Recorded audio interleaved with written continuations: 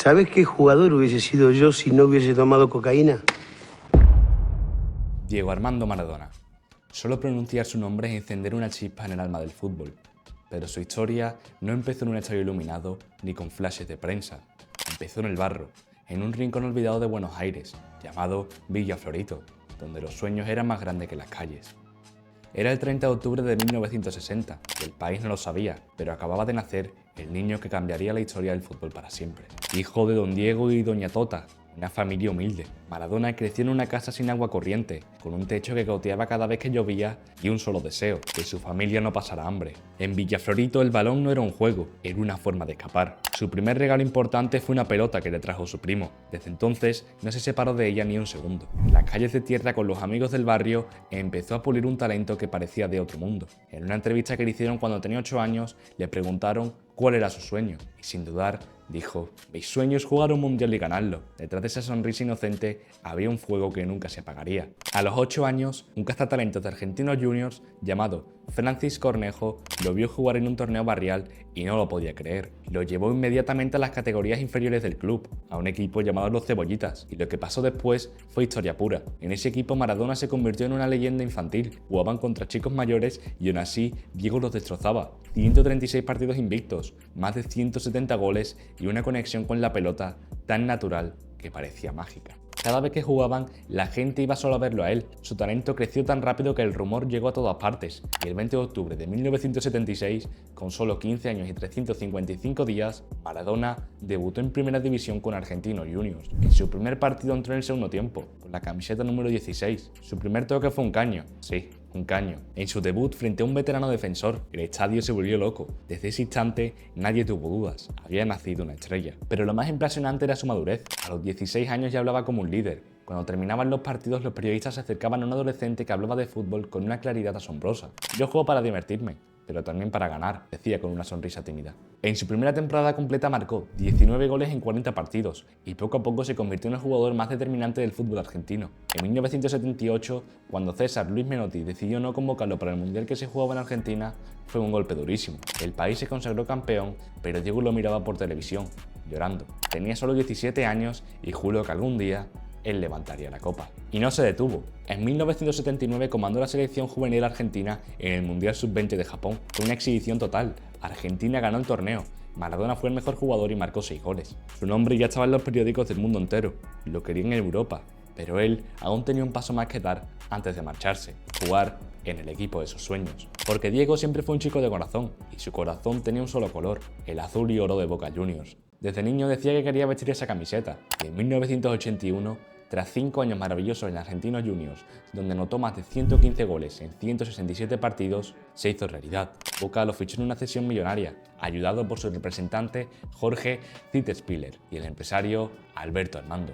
Cuando llegó a Boca, el club no vivía su mejor momento económico ni deportivo, pero en su presentación Diego llenó la bombonera solo para verlo entrenar.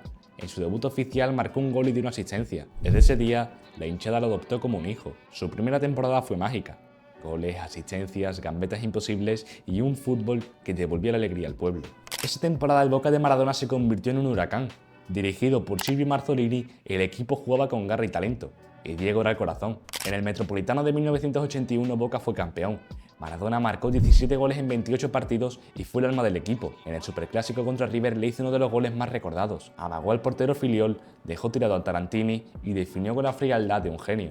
La bombonera ese día el grito fue un rugido animal. El nombre de Maradona retumbaba hasta en las paredes. Boca había vuelto a ser el gigante del pueblo y Diego su dios terrenal, pero mientras Argentina era intocable, en Europa empezaban a obsesionarse con su nombre. Los diarios italianos, franceses y españoles hablaban del nuevo Pelé, del chico que hacía magia en cada toque. Sin embargo, detrás del brillo había sombras. Maradona empezaba a sentir el peso de la fama, las tentaciones y sobre todo, las lesiones. Su cuerpo era joven, pero ya recibía patadas que hoy serían roja directa. En 1982 su vida cambió para siempre. El Mundial de España se acercaba y era su gran oportunidad, pero el contexto no era fácil. Venía de ser campeón con Boca. Argentina llegaba como campeona del mundo, pero el torneo fue un infierno. Diego brilló en momentos, sí, pero también sufrió. En el partido contra Brasil perdió la cabeza. frustrado por las faltas y el mal juego del equipo, le dio una patada criminal a Batista y fue expulsado. Argentina fue eliminada y Diego terminó llorando en el vestuario. Fue su primera gran caída. Pero incluso en la derrota Europa no dejó de mirarlo. El FC Barcelona llevaba tiempo detrás de él. Lo habían intentado en 1980 y 1981, pero Boca no quería venderlo. Hasta que finalmente, en junio de 1982, se cerró el traspaso. 7,6 millones de euros, un récord absoluto en la historia del fútbol. Era el fichaje más caro del planeta en ese momento. Maradona, con solo 21 años, dejaba atrás a Boca, el barrio, los amigos y la familia, para comenzar una nueva vida en el viejo continente. Cuando pisó Barcelona por primera vez, con su morena rizada y su sonrisa tímida, la prensa lo esperaba como si llegara un rey, el heredero de Pelé, decían los diarios. Los fotógrafos se amontonaban, los periodistas lo seguían a cada paso, y el Camp Nou lo recibió con una expectación nunca antes vista. España se rendía ante el genio argentino que había conquistado América. Pero Maradona no sabía que en Europa el fútbol no solo se juega con los pies, también se juega con el poder, la presión y la política. Estaba a punto de enfrentar una realidad muy distinta, la de un mundo donde los ídolos no solo brillan, también se queman. Y así, con 22 años, Diego Armando Maradona aterrizaba en el FC Barcelona para iniciar el capítulo más convulso, polémico y determinante de su carrera. El chico que había cumplido su sueño de jugar en Boca, ahora soñaba con conquistar Europa. Lo que no sabía era que el precio de la gloria sería más alto de lo que jamás imaginó. Cuando Maradona llegó al FC Barcelona en 1982, parecía que el mundo entero se inclinaba ante él. Era joven, era mágico y venía de conquistar a Argentina con su fútbol de otro planeta. Su debut oficial fue un destello de esperanza. Rápido, hábil, impredecible, a los pocos partidos ya deslumbraba a todos, pero la suerte no iba a durar. Apenas unos meses después de su llegada, una hepatitis lo dejó fuera durante casi 3 meses. Una enfermedad que lo debilitó físicamente y lo desconectó del equipo. El Barça, que lo había fichado por una cifra récord, empezó a impacientarse. Pero cuando volvió, el Diego de siempre regresó con rabia contenida. En la temporada 82-83 Maradona se convirtió en el eje del equipo y lideró al club a conquistar la Copa del Rey, la Copa de la Liga y la Supercopa de España. En la final ante el Real Madrid anotó un gol inolvidable, dejó al portero Agustino en el suelo y esperó con sangre fría a que un defensa intentara salvarla, para finalmente empujarla con una suavidad insultante. Aquel gesto de pausa y provocación hizo historia. Hasta los propios hinchas del Madrid lo aplaudieron. Pero detrás de esa sonrisa y esa genialidad hay un joven de 22 años que empezaba a perder el control. Barcelona, con su vida nocturna y su fama, era un entorno peligroso para alguien tan pasional y sin filtros. Fue en esa época cuando Maradona probó las drogas por primera vez. Años después él mismo lo reconoció. Lo hice porque sentía que tenía que llenar un vacío. Quería escapar. Quería ser alguien más. Era el inicio de una lucha interna que le acompañaría el resto de su vida. En lo deportivo, su relación con el club comenzó a deteriorarse. Los dirigentes del Barcelona eran rígidos, querían que Maradona se comportara como un símbolo perfecto, y eso nunca fue parte de su naturaleza. Diego era fuego, emoción pura, y esa intensidad también generaba conflictos. En los entrenamientos discutía, en los partidos recibía golpes brutales y la prensa catalana empezó a dividirse. Unos los defendían como un artista incomprendido y otros lo acusaban de indisciplina.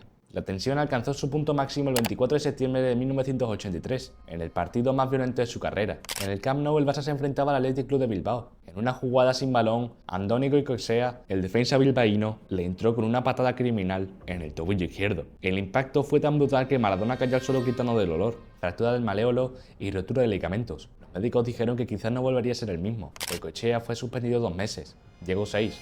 La imagen de aquel golpe dio la vuelta al mundo. El joven prodigio tiró en el césped con lágrimas en los ojos, mientras los jugadores del Athletic lo miraban impasibles. Pero Maradona se prometió volver, y lo hizo. Después de una recuperación heroica, regresó al Camp Nou con más fuerza que nunca, pero ya no era el mismo.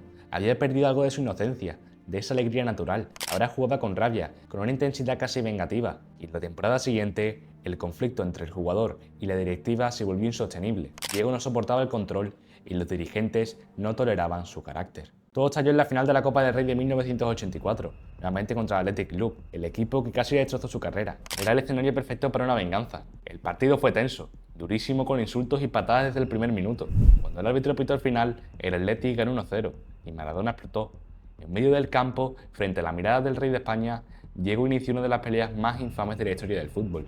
Puñetazos, patadas voleadoras, empujones. Las cámaras captaron a Maradona derribando a varios jugadores rivales. Fue una batalla campal que dio la vuelta al mundo. Aquella noche el Barça decidió que su tiempo había terminado, lo suspendieron varios meses y lo pusieron en venta. Pero los equipos sabían que detrás del escándalo había un genio irrepetible, y uno de ellos estaba dispuesto a aportarlo todo, el Napoli. En 1984, el club italiano desembolsó 13 millones de dólares, otro récord mundial, para llevarse a Maradona a Nápoles, un traspaso que no cambiaría solo su carrera, sino también la historia del fútbol europeo. Diego dejaba a España entre lágrimas y caos, pero con una promesa eterna: en Italia volver a ser feliz. Y lo sería, porque en el sur de Italia, entre pobreza, pasión y locura, el chico de Villaflorito estaba a punto de convertirse en un dios. Era el fin de su etapa más polémica y el comienzo de su mito. Y mientras los titulares en Barcelona hablaban de escándalos y sanciones, el mundo se preparaba para ver a Maradona vestir la camiseta de Argentina en el Mundial de México 1986. Lo que nadie sabía era que allí, en esos campos soleados, Diego Armando Maradona escribiría la página más gloriosa de la historia del fútbol. Cuando Diego Armando Maradona aterrizó en Nápoles en julio de 1984, el mundo del fútbol se estremeció. Nadie podía creer que el jugador más caro del mundo del planeta había dejado el glamour del Barcelona para ir a un club humilde, un equipo del sur de Italia que jamás había ganado nada importante. Aquella presentación en el Estadio San Paolo fue histórica. Más de 80.000 personas llenaron las gradas para recibirlo como si hubiera descendido un mesías. En una ciudad golpeada por la pobreza, la mafia y el abandono del norte industrializado, Diego no era solo un futbolista, era el símbolo de que los olvidados también podían desafiar a los poderosos. Desde el primer día Maradona entendió lo que significaba Nápoles. La pasión era desbordante, las calles vivían por y para él, los muros se llenaron de grafiti con su rostro, los niños jugaban con camisetas improvisadas con su nombre y las iglesias colocaban su foto junto a los santos. Pero en el campo la realidad era otra, el Napoli estaba roto, sin estructura, sin títulos, sin rumbo. Maradona tuvo que reconstruirlo desde dentro, con su talento, con su carácter y con una conexión emocional que trascendía lo deportivo. En su primera temporada, la 84-85, el Napoli terminó octavo, pero algo había cambiado, el equipo ya no jugaba con miedo. Maradona transformó el estilo. Bajo su influencia, el juego se volvió más pausado, más táctico, con ataques verticales y toques rápidos. Su zurda era un bisturí que abría defensas como si fuesen papel, y en cada estadio que pisaba, las miradas se rendían. En la siguiente temporada, la 85-86, el Napoli terminó tercero, el mejor resultado en años, y mientras en Italia empezaba a dominar el calcio, el mundo entero se preparaba para su consagración definitiva, el Mundial de México 1986. Aquel torneo fue la obra maestra de un solo hombre. Desde el primer partido Maradona jugó con una confianza que rozaba lo divino. Si te está gustando el vídeo hasta este momento, recuerda darle like, suscribirte y activar la campanita para no perderte más vídeos como este. Ahora sí podemos seguir. En la fase de grupos, Argentina mostró orden y equilibrio, pero era Diego quien marcaba la diferencia. Cada toque suyo era un mensaje, cada regate una amenaza. En octavos, ante Uruguay controló el ritmo del juego, pero lo que ocurrió el 22 de junio de 1986 en el Estadio Azteca, en los cuartos de final contra Inglaterra, cambió la historia del fútbol para siempre. El partido estaba cargado de tensión. 4 años antes, ambos países se habían enfrentado en la Guerra de las Malvinas, y para los argentinos, aquel partido no era solo fútbol, era revancha simbólica, y allí, bajo el sol del mediodía, Maradona escribió dos de los momentos más legendarios que jamás hayan visto en un campo. El primero, a los 51 minutos, la mano de Dios. Un balón dividido en el área, el portero Shilton salta y Diego con apenas 1,65 m extiende su mano izquierda y desvía la pelota hacia la red. El árbitro no lo ve, gol válido. Maradona corre celebrando mientras los ingleses reclamaban furiosos. Pero ese gol tan polémico no sería el más recordado. 4 minutos más tarde ocurrió lo imposible. Maradona tomó la pelota en su propio campo, giró sobre sí mismo y comenzó a correr. 1, 2, 3 rivales los fue dejando atrás como si fueran fantasmas. En total dribló a 5 jugadores ingleses y al portero, y empujó el balón con suavidad al fondo de la red. Era el gol más bello de la historia de los mundiales. Argentina ganó 2-1 y ese día Maradona dejó de ser un jugador a convertirse en un mito. En semifinales contra Bélgica volvió a hacer magia. 2 goles y ambos con esa misma mezcla de velocidad y elegancia que solo él tenía. En la final, contra Alemania, dio la asistencia decisiva para el 3-2, que coronó a Argentina campeona del mundo. Con solo 25 años Maradona tocó el cielo con las manos. Fue elegido el mejor jugador del torneo y su liderazgo, su rebeldía y su talento puro lo convirtieron en un símbolo nacional. Cuando regresó al Nápoles después del Mundial, la ciudad lo recibió como un héroe mundial. Había conquistado el planeta, pero lo más increíble aún estaba por llegar. En la temporada 86-87 llevó al Napoli a la gloria. Ganaron la Serie A por primera vez en su historia. Las calles se inundaron de gente, los napolitanos lloraban, bailaban y gritaban su nombre. Maradona no solo había ganado un título, había redimido a toda una ciudad. Pero el éxito, como siempre en su vida, tenía un precio. La fama era insoportable, la presión inmensa y las tentaciones abundaban. Su relación con la camorra napolitana, el poder oscuro de la ciudad, se volvió peligrosa. Drogas, fiestas, excesos y una vida cada vez más fuera de control. Aunque en el campo seguía siendo un genio, fuera de él, la caída empezaba a cocinarse lentamente. Durante las siguientes temporadas siguió sumando títulos, otra liga, una Copa de la UEFA en 1989 y un estatus de semidios, pero a finales de los 80 la cocaína se había convertido en una sombra constante en su vida. En 1991 dio positivo en un control antidopaje La FIFA lo suspendió 15 meses y aquel golpe fue devastador. Nápoles, que le había llamado como un hijo, empezó a volverse en su contra. La prensa lo perseguía, los escándalos lo acercaban y Diego, cansado, decidió marcharse. En 1992 dejó Italia. Su siguiente destino fue el Sevilla Fútbol Club, en España, donde intentó recomenzar su carrera, pero aunque su magia seguía viva, su cuerpo y su mente ya no eran los mismos. Era el final de una era. Había llegado a Europa como un chico que quería ser feliz y se marchaba siendo un dios caído, un hombre que le había ganado todo y que empezaba a pagar el precio de haber tocado el cielo con las manos. Cuando Diego Armando Maradona llegó al Sevilla Fútbol Club en 1992, el mundo tenía una duda: ¿seguía vivo el genio o solo quedaba el mito? Había pasado 1 año y medio suspendido, alejado del fútbol, entre escándalos, tribunales y un cuerpo castigado por los excesos, pero aún había una chispa en su mirada, esa mirada desafiante que decía: todavía no me han visto caer. El Sevilla, dirigido por Carlos Vilardo, su viejo técnico de la selección campeona del 86, fue el único club que apostó por él. Y en aquel reencuentro entre maestro y alumno había algo más que el fútbol, era un intento de redención. Desde su llegada a la ciudad se paralizó, miles de personas esperaron su presentación en el Ramón Sánchez Pizjuán y la prensa lo perseguía día y noche. En los entrenamientos, Diego volvió a hacer magia con el balón, toques imposibles, pases de fantasía y golazos en los reducidos, pero detrás de esas sonrisas, su físico ya no era el mismo. Había perdido velocidad y el ritmo europeo era implacable. Sin embargo, cuando se encendían las luces del estadio, su talento seguía siendo innegable. Durante la temporada 92-93 jugó 26 partidos y marcó 5 goles. No fueron cifras deslumbrantes, pero cada vez que tocaba la pelota, el público se levantaba. El Sevilla era un equipo modesto, pero con Maradona en el campo parecía creer en milagros. Su visión seguía intacta, lanzaba asistencias imposibles, organizaba el juego y su carácter seguía arrastrando a todos. Pero el problema no era solo en el campo. Fuera de él, los viejos fantasmas volvían a aparecer. Las salidas nocturnas, los desencuentros con la directiva y los conflictos con Vilardo comenzaron a erosionar la relación. La paciencia del club se agotó rápido y en junio de 1993 su etapa en Sevilla llegó a su fin. Fue corta, turbulenta, pero intensa, como casi todo en su vida. Tenía 33 años y muchos lo daban por acabado. Sin embargo, Maradona no conocía la palabra rendirse. Regresó a Argentina para cumplir una promesa que había hecho de niño: volver a Boca Juniors, el club de sus amores. En 1995 Diego regresó a la Bombonera. Aquel estadio que lo vio nacer futbolísticamente lo recibió con un rugido ensordecedor. Era como si el tiempo se hubiera detenido. Miles de hinchas lloraban, cantaba su nombre y Maradona, emocionado, se lo daba al cielo. Pero la realidad era cruel. Su cuerpo ya no respondía como antes. Alternaba momentos de genialidad con largos periodos de frustración física. Jugó intermitentemente más por amor que por rendimiento, mientras luchaba contra las adicciones y los dolores constantes. Entre medio hubo un capítulo más en su historia con la selección, el Mundial de Estados Unidos 1994. Diego llegó con una determinación feroz, había bajado de peso, se entrenó como un animal y Argentina tenía una generación brillante con Bautista, Canigia y Simeone. En el debut contra Grecia, Maradona marcó un golazo. Tras meterlo, corrió hacia la cámara con los ojos encendidos, gritando con rabia como si fuera un hombre resucitado. Pero ese fue su último grito en el Mundial. Después del segundo partido contra Nigeria, la FIFA anunció que había dado positivo en el control antidopaje por efedrina. Había vuelto a tocar la cima, pero otra vez el destino le cerraba la puerta. A su regreso a Argentina se refugió en Boca, intentando reencontrar la paz en los últimos años de su carrera. Entre 1995 y 1997 alternó partidos con recaídas, suspensiones y continuas polémicas con la prensa. Pese a todo, cada vez que entraba al campo, el estadio temblaba. Su magia seguía ahí, escondida entre las sombras de su propio cuerpo.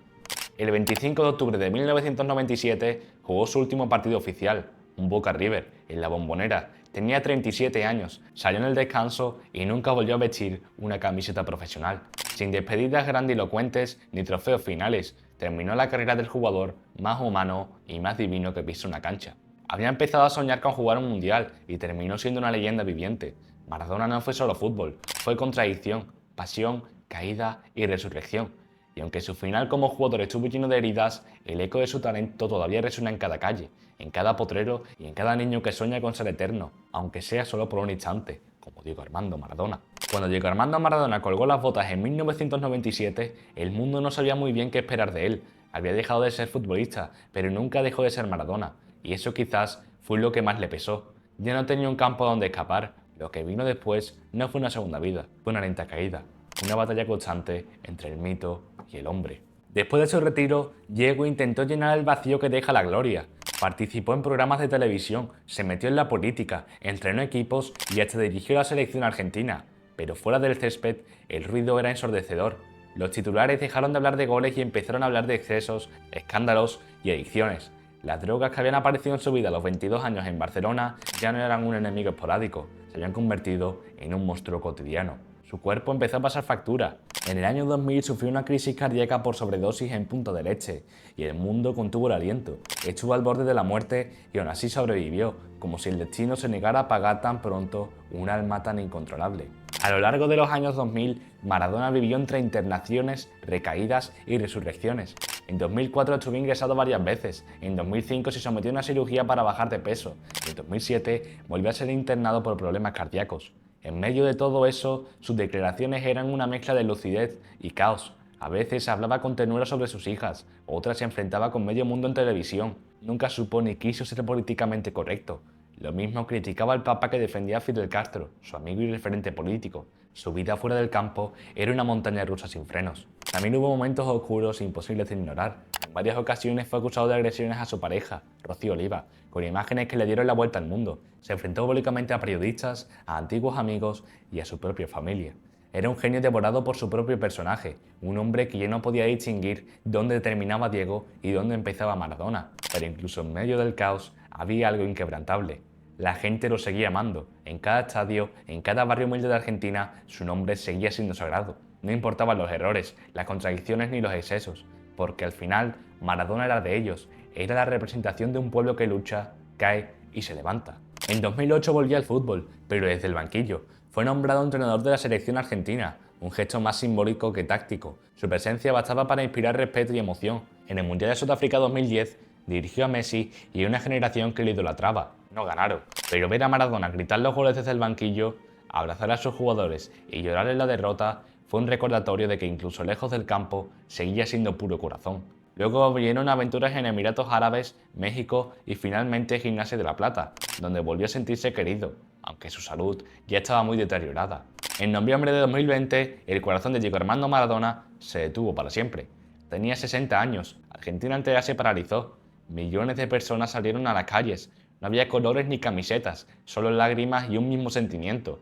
Se había ido un ídolo, pero sobre todo se había ido una parte del alma del fútbol. Maradona fue todo, el genio y el villano, el dios y el hombre, el héroe y el pescador. Su vida fue una metáfora de lo que significa ser humano, alcanzar lo imposible y destruirlo con tus propias manos. Pero tal vez esa sea su mayor enseñanza, que la perfección no existe, que la gloria sin caída no tiene valor y que incluso los dioses pueden sangrar. Y sin embargo, queda una pregunta imposible de responder, una que todo amante del fútbol se ha hecho alguna vez. ¿Qué jugador habría sido Maradona si nunca hubiera probado las drogas? Quizás habría ganado más copas del mundo y más títulos, pero también tal vez habría dejado de ser Maradona, porque lo que lo hacía eterno no eran solo sus goles, sino su lucha, su humanidad y su caos, el genio que desobedecía las reglas dentro y fuera del campo. Maradona no fue perfecto ni falta que hizo, fue real, fue único y aunque su cuerpo se fue, su leyenda seguirá viviendo cada vez que alguien agarre una pelota y se atreva a soñar con lo imposible, porque al final, como dijo él mismo, la pelota no se mancha. Si te ha gustado este vídeo, recuerda darle like, suscribirte y activar la campanita para no perderte más vídeos como este. El fútbol es el deporte más lindo y más sano del mundo. Eso no le quepa la menor duda a nadie. Porque se equivoque uno, no tiene que pagar el fútbol. Yo me equivoqué y pagué. Pero la pelota no se mancha.